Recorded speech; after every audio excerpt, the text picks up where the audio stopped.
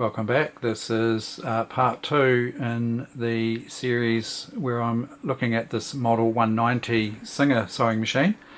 And if you've seen the first one, which I'll link in up here somewhere, you'll see that I got partway through assessing the machine and I found a problem where the zigzag linkages and mechanisms are seized. And that's causing an issue where the machine won't zigzag at all because the zigzagging function is no longer working. And we've also got a problem here with a broken lever here, which is supposed to come out the front of the machine. And if we put the lid back on, you can see here there's a little gap here for the lever to come through, and it's a lever that you can adjust the zigzag width on. And so if you've got the width down on 0, that's straight stitch, and you can go all the way up to 5, which is the widest zigzag. So what's happened is this seized mechanism for the zigzag has made it difficult for this linkage here to come across, especially if this lever here, get you a closer look there, this is the part of the zigzag mechanism here. You'll see this moving back and forward. Now this slider can't move freely up this channel here because it's being held back by the seized zigzag linkage. So I've tried to track down where the actual seizure is, and I've all the points that are related to the zigzag mechanism I've sprayed with penetrating oil, and I've just left that to get in, really, just to soak into any potential seized bearings and whatnot. So now I've left it for a little while and we're ready to have another wee go at seeing if we can unseize this mechanism. Now you do have to be quite careful. I mean, the temptation is to kind of force it to unseize, but that can cause other issues and breakages and whatnot. So I'm just going to work away at this and see if we can just gently unseize things here. You would have seen in the previous video that we've got this needle bar linkage here on the left hand side that is a culprit here. Potential culprit is these two bearings here. One of these bearings may be seized. We've got this linkage here which joins back back here to the zigzagger mechanism, and then because of the way these machines work, the hook mechanism down here is actually linked through this bar here, right in behind here, to another bar that goes right down the inside here, and then we have more linkages relating to the zigzag mechanism coming in down under here, so that this whole hook system here can move back and forward with the needle. Now I'm pretty sure that that bearing there is okay. I can see movement in that bearing. This bearing's fine. So it's really just a matter of checking to see what is bound tight and what's moving. So this is the top of the linkage that goes right down into the machine to the bottom, and if I move this crank here, or this lever, I can see some movement here. So I'm fairly sure that this bearing is free. There's also a linkage in here. I'll get you a closer look there. This one here, that seems free enough there. There's movement here, so that's what we're looking for, with a little bit of movement between these parts here, and I can see that that's not seized up there. So this bar here, which you can see, you might be able to see that moving there, it's got a little bit of grease on it. If we follow that bar, it's part of this, that's the end of the bar here, and that's driving this needle bar carrier. You can see there that it's trying to move this bar. I've got a funny feeling that one of these bearings here might be seized. There's one at the top here. and there's one down here as well. Now I'm not too sure which one it is, but I'm just gently working that back and forward just to try and get a little bit of movement, and that might help the penetrating oil work its way in as well. So it is actually moving slightly, so it's starting to free up, starting to feel a bit looser there. So now I'm wondering if I can actually turn the machine over and get a little bit more movement here. You can see it's definitely freeing up now. So I'm just working gently away at that by turning the hand wheel here, just wiggling it back and forward. I don't want to do any sort of harsh movements there, just gently easing that forward slightly, and I can feel it's freeing up. It's starting to come right now, and then we'll get a look at how this mechanism actually works, and I can see now that everything's doing what it should there. I'm not exactly sure what bearing it was that was causing the issue, but I suspect it was one of these two here. What I'll do here is just give you a quick look at how the whole zigzag mechanism works. You've got the main shaft coming through here with a worm gear at this point.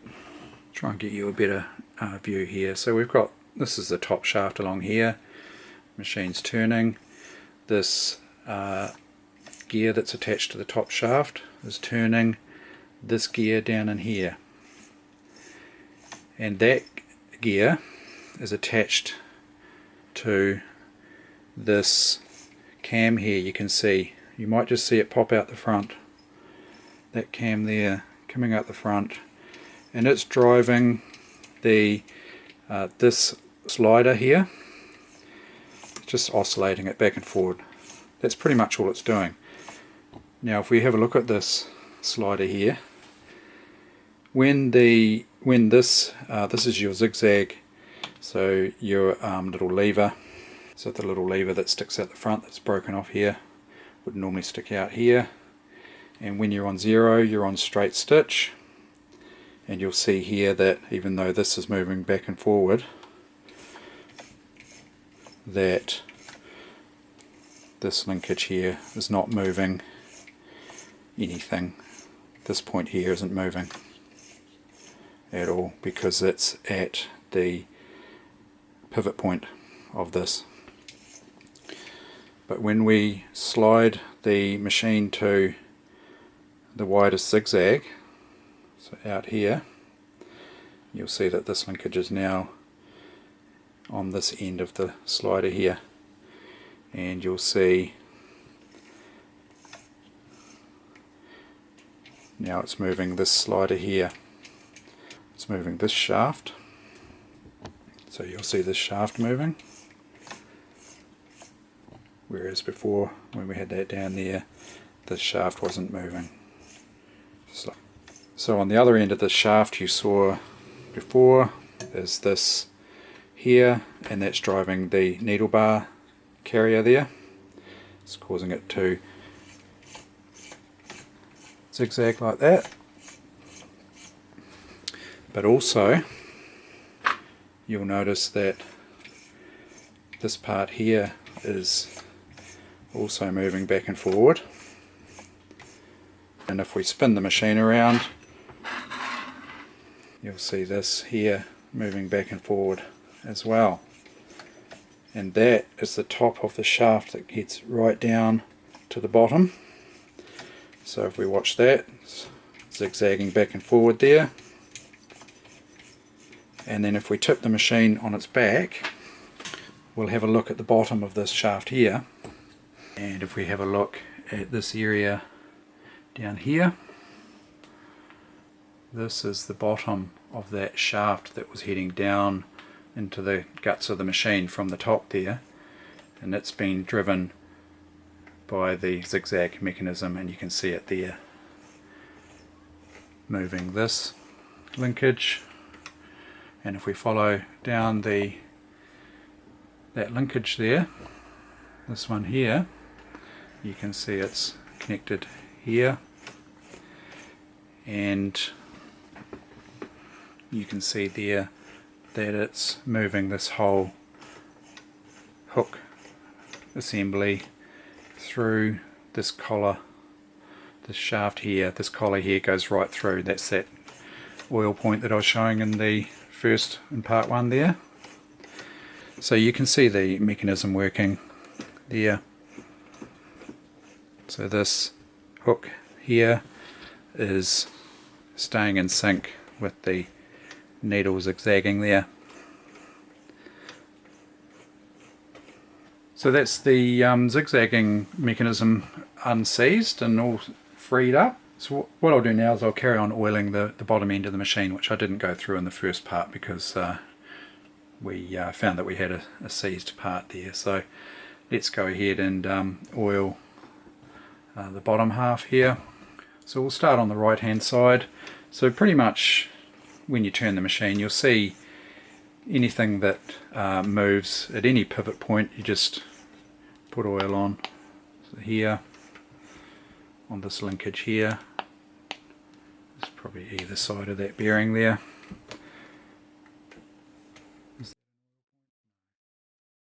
There's a cam here, a bit of oil on there. Then the other side of this shaft here, that pivot point there.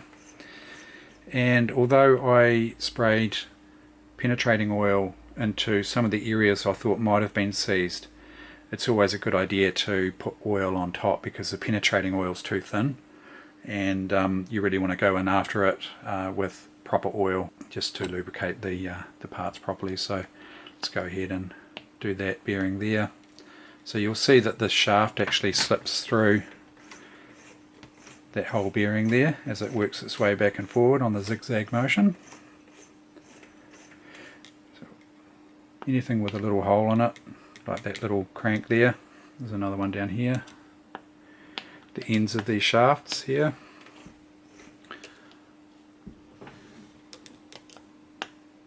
That one up there, bottom of this shaft here, that pivot point there. And then we've also got this is the drop feed lever. So I'm turning the lever on the top of the bed here. You can't see it there, but I'd get a bit of oil onto that there, these points here. The other end of that shaft there, just some oil on that shaft there. It's nice and free. And then if we come to the left side, we'll get some proper oil down into this main bearing here. See a little bit of gunk coming out of it there. That's sort of like very fine metal filings. So it's a high wear point, I would say. Get a fair bit of oil around there. There's a slider down here. Get oil onto that, front and back.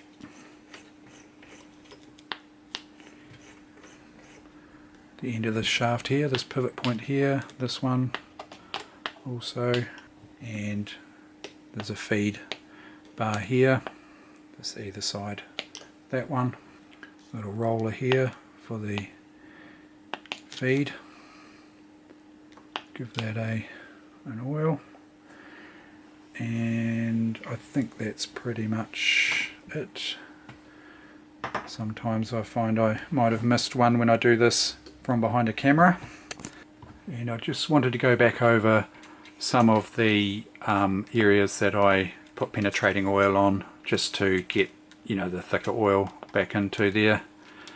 Just some of these points here, they were suspect binding points. I'll just get oil on there. And I'll just re-oil these pivot points here, just go over top of that. So the other important part to oil is the hook here. You can do it without taking this off. You can just drop oil down in this area here, Just a little bit of oil down in there on the hook race. I'll take this off here just so that you can see what I'm oiling there. Yeah, this is designed to be removable so that if you want to do a bit of cleaning, maybe just make it a bit easier to oil, or if there's been a jam or something like that, or threads caught in here, you can just flip those off so they just flip outwards like that, and then the retainer ring comes off and you can clean all the dust off that there. And then you can actually see there's a piece of thread in here, so you know you would never have known that was there without taking this off, so it's probably quite a good idea. And the piece that I was oiling was just down on this hook race here. So this surface here is called the hook race, and I was just putting a little bit of oil on that area there, and you'll see I've got this machine angled so that this won't fall out. You wouldn't normally turn the machine over without this hook retainer ring on, but I've got the machine angled back so that this shuttle won't fall out, just to show you the action of the shuttle.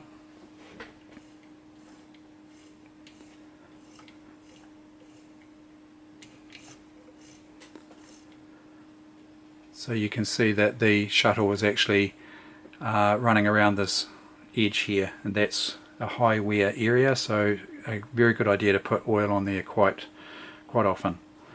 I would say you'd want to oil a machine like this probably every 8 hours of operation, say, just as a general rule of thumb. See, there's a little bit more thread there, and then so you've got this half moon type crescent shape here. You'll see that's the shuttle driver or the hook driver. You'll see that turning there. And so the idea is to bring the needle so that it's up and out of the machine there, and then you just sit this hook here so that these points here, those 2 points, sit in on these points here on the hook. And then once that's in there nice and snug, you can position this retaining ring back over. You'll see 2 little holes here. They're 2 little locator holes. Those pins there go through the locator holes. So you can just sit that back on there and then flip these little spring loaded clips back across. One there and one there like that, and then it's a good idea to manually turn your machine over just to make sure there's nothing jamming or anything. If the machine feels tight, don't force it. Just take this back off and try repositioning the hook and the ring. So you want to, at the point where it's nice and easy to turn over, just like that. There's a couple of other wee points here that I would oil. The foot lifter lever there, just there, and the tension release linkage. That's the oiling done, so we'll go ahead and put the machine back together. I'll remove this needle because we don't know what state that needle's in. Just remove that, and we can put a standard needle back in there. These are standard 130/705H needles. They are virtually identical to the Singer 2020 or the 15X1 Singer needle. So, brand new needle, flat to the right actually on this model. So my right finger here is on the flat surface. So on the left hand side, that's the rounded part here, flat surface here.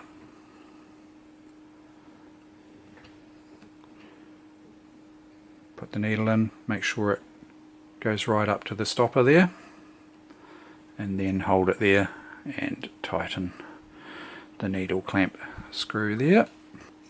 That's looking all good there now. let's put the plate back on. That's got the zigzag plate, you can tell because it's the wide slot there to allow zigzagging.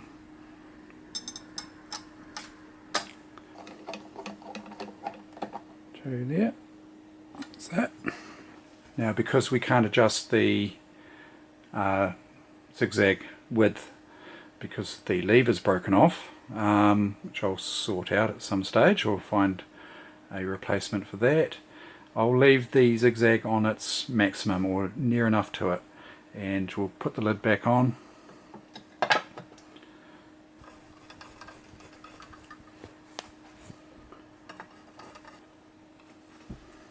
I think the next thing to do is to give the machine a wee clean up here. I just use a, it's a household cleaner. It's nothing harsh. It's a very mild cleaner. I wouldn't use anything harsh on the machine. Be careful when you're spraying cleaner or whatever onto a machine that you don't get cleaning liquid down into some of these oil holes. In fact, there's another oil hole there. That's more than likely the top oil hole for that main collar bearing there. Just get oil into there. Just be careful when you are spraying. If you are going to spray a machine, just make sure you know that you put it onto a flat surface like that, so there's no chance of it going down any of these holes. You don't want to be sort of spraying around this area and having spray go inside into the, you know, the mechanical bits and pieces in here. You definitely don't want moisture around, because I think a lot of these sprays probably got a lot of water in them. So anyway, the other option too is just spray onto the rag like that and then use the rag for the cleaning. Let's get you a closer look here. This sort of brown residue, that I think is oil. It's old leftover oil. That's normally quite difficult to get off. I would be very reluctant to use anything harsh. Be very careful. You don't want to be sort of marking the paintwork. Yeah, you might want to let something soak on that. You could even try, you know, leaving some cleaning fluid or something like that just soaking on there, like so, and then come back to it a little bit later. I'd take it easy on this. These little marks here, they look like they could be from the cable lying on the machine for a long time. It's discoloured the bed of the machine there. Let's try something like a toothbrush here just to see whether the stiffer bristles here might sort of start to move some of this more stubborn staining here. I can see that it is making a difference there. Starting to come away. So I would gently work away at that until that's all clean. I won't go cleaning the whole thing today, but you can see there that that's actually making a nice job of cleaning that old oil off there. So that's just a matter of working away at that. So it's coming up quite nicely there. There's a little scratch there. See these sort of black greasy marks, that's just from, you know, working on the machines. They can get a bit dirty. Not sure if that will come off. As I say, I'm not going to get too fussy cleaning this machine on this video, because it'll probably make for a very long video in that case. But just a general sort of clean over there. I'll come back to it at a later stage when I've got a bit more time and go through and clean the machine thoroughly. But that's, you know, clean enough to use, put it that way.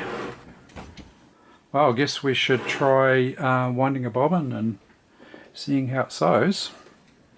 So bobbin winding, just a spool of thread on the top there, come across to this loop here, and then down to around that loop there, and then straight up to the bobbin, which will get a bobbin here. So you'll notice the bobbin's got a little notch here, and the bobbin winder's got a little pin sticking out here, and you match those two up and the bobbin should just pop on to the winder there. And then we bring the thread up to the bobbin there and wrap it around, say, a half a dozen times, just like that there. We've already got a little bit of thread on there, but that's okay. And then push the engaging lever down. You can wind a bobbin there.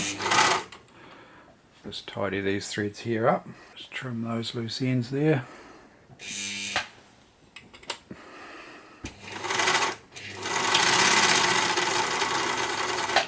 The bobbin winder rubber's a little bit damaged, but it's not too bad. It's a bit noisy. It's actually quite a hard plastic, this one, which normally they're just like a rubber compound, but that's actually quite hard, that one.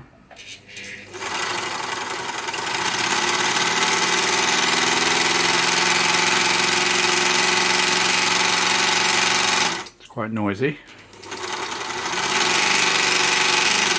And this should pop off automatically when the bobbin's full.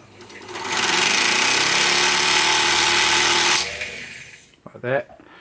And then I'll take the bobbin off here and install the bobbin into the bobbin case. Now you have the bobbin thread coming off, so when you pull the bobbin should rotate clockwise there, like that, and then you pop the bobbin into the bobbin case like so, pulling it through this little slit here and under the spring.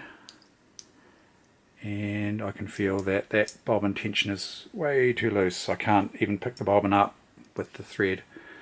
It's just way too loose. So we can adjust the bobbin tension here with this little screw. Sometimes you can do it with your fingernail. Still too loose.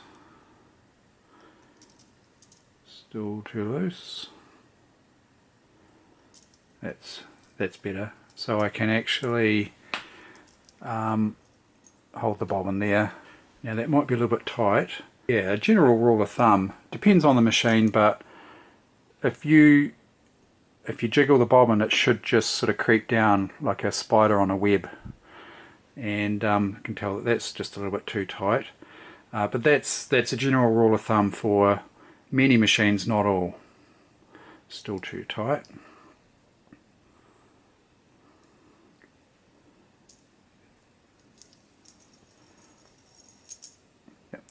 That's about right there. And then you can pull the thread, make sure that the bobbin is spinning nicely there. So when we're pulling the thread out like this, we're just checking to see, you know, that the bobbin thread's pulling out nice and smoothly. It's not snagging, the, you know, the bobbin case is not buckled or damaged or, you know, the incorrect type of bobbin. And then it's a matter of installing the bobbin case into the machine. So turn the machine so the needle comes up here, and then you can slide the plate. So now we can install the bobbin case. So we want the latch to be horizontal, and this little finger here will come off at an angle just past sort of the 12 o'clock mark there. Hold the thread so that it comes out that side, and you can just place the bobbin case. You can, with a machine like this, you can actually hold the little finger, might make it a bit easier. It's a bit awkward for me because I'm doing it around the camera, but generally when you're in front of the machine it's a lot easier. Just make sure that if the finger does come out of position like that there, you know, that you line this little finger here up with the notch here, and then click the bobbin case in. Just give it a good push. It should click in once I get it lined up like that. And then a good test is to make sure that you can give the thread a good tug like that, and if the bobbin case is not clicked in properly, more than likely the bobbin case and the bobbin will just fall out when you do that. But that's staying in nicely there, so we can just place that thread down under the plate there in the meantime. That's fine. And then it's just a matter of threading the machine up. I won't go putting it back in its base at this stage. I just want to do a wee test so here. So we come from the thread holder here straight across to this loop here, and then you want to come down to the tensioner disc here, pull the thread into the tensioner disc there, and you can hold back here. It just gives you a little bit more control down at this end here. And just pull the thread into the tensioner, pull the thread right up so that it flicks over. I'll get you a closer look at this in a second. It flicks over this spring and little guide here, and then round in behind the guide. Now I'll get you a close look at that.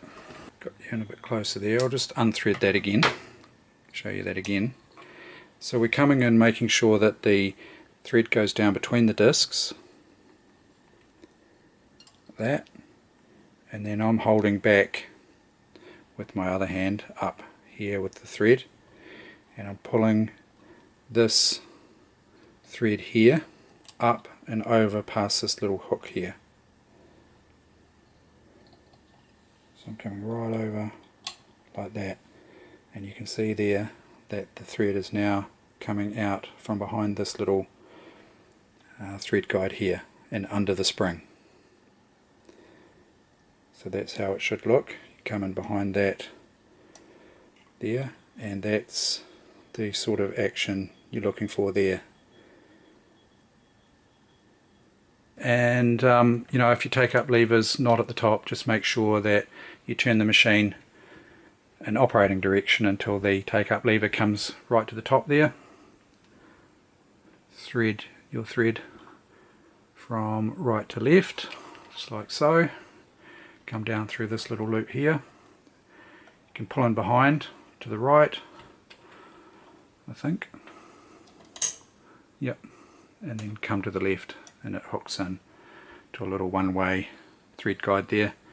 And then we've got this little thread guide here. You can come in from right to the left, pull the thread up and over, and it should go down through the thread guide there. There's another thread guide here. Then we've got this thread guide here, and that's just a matter of looping the thread around it like that there, and then we thread the needle from left to right on this particular model like that. So once you have got your needle threaded, just loosely hold the thread off to the right hand side there and turn the machine one full turn in operating direction.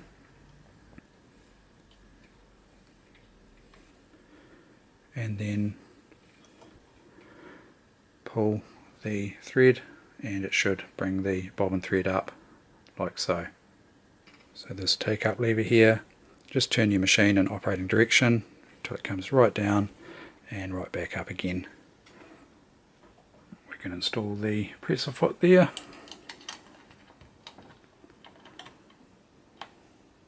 Make sure it's right up onto the shank there. Do up the screw. You might want to just give that a light tighten up with a screwdriver there, and then we're ready to sew.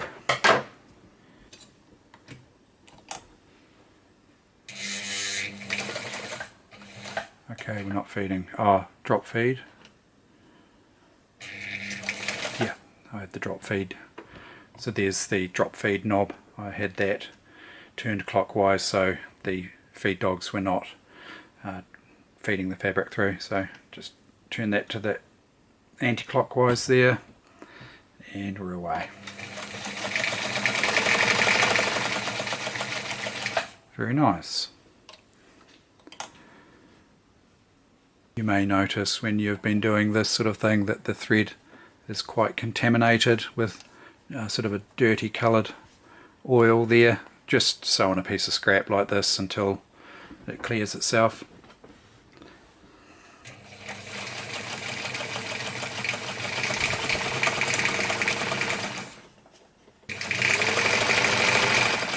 Quite a nice smooth machine.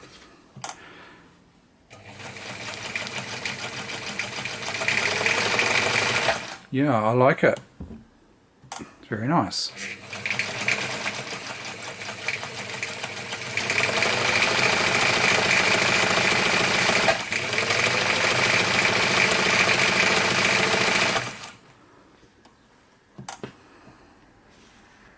Stitch looks okay. Not bad. Let's see how it does satin stitch.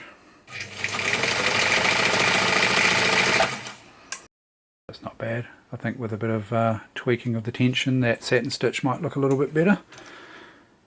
I can't drop the zigzag down to anything at this stage, to anything less than 5 at this stage, because obviously the lever's broken there. But that's quite a nice, smooth, quiet machine really, apart from the bobbin winder. So that's about it for this one, part 2. We've managed to get the machine running, the zigzag mechanism unseized, and it's all running well apart from the zigzag width levers broken here. Keep an eye out for another video where I'll go through and fix that up, you know, at least to make it functional. It may not look pretty, but at least I think we'll be able to get it functional. So I hope you found that helpful, and thank you very much for watching.